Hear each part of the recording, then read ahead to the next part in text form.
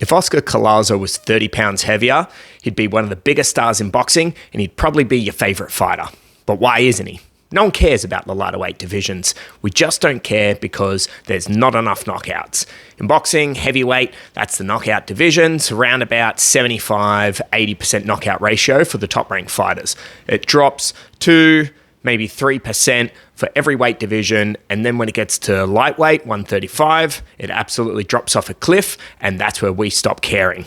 But that's not Oscar Callazo. He currently has a 78% knockout ratio, and he has all the advantages of the lighter weight fighters, which I think we need to talk about more, and I think we're missing out on something special here.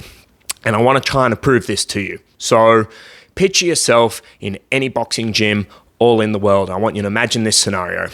In walks in a new guy, 170 pounds. He's fit, strong, athletic, probably looks like he played rugby, football, something like that. Now, first day on the bags, he's lighting them up. His punches sound like gunshots. It's turning heads and people notice a new guy. Very next day, 140-pound guy walks in, soaking wet, and he's not turning any heads, doesn't have any power, he's working the bags, he goes unnoticed. 6 months later, the powerful guy, he's still trying to solve problems with power and aggression. Now, the 140-pound guy does not have that advantage, or maybe we look at it, he doesn't have that distraction. And when he doesn't have that distraction, he's focusing purely on the technique. He's working angles, he's picking shots, he's learning how to close distance, he's learning leverage, which in turn is generating power. And I promise you, in 6 months' time, you put those two in a sparring match, my money's on the 140-pounder, seen it time and time again. So we see this developing into the professional ranks. Yes, typically, unless you're Oscar Callazo, we're not getting the knockouts.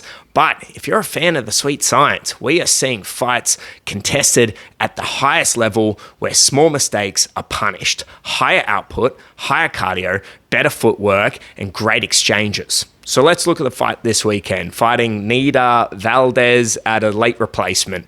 This guy's fought twice since March, so he's in shape. He's fought for titles before, so he's a great contender. Looking at his fights, which honestly, I hadn't seen any until the last couple of days when it got announced, he's going to get knocked out for sure. He leads with his head.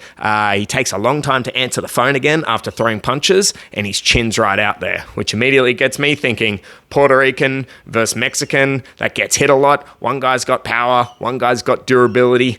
Great. This is a classic Puerto Rico versus Mexican fight, and it's going to be entertaining, of course. I think this fight ends with a knockout. Early, I think it ends with a body shot knockout. Callazo doesn't just work the body, he throws combos to the body. We've seen Valdez knocked out to the body before, so I think he's going to put on a clinic. I want you to watch it with the mindset of the skill that's there and the appreciation that this guy is absolutely a beast. He's knocking everyone out, and he's going to put the lighter divisions on notice, and we should be noticing too.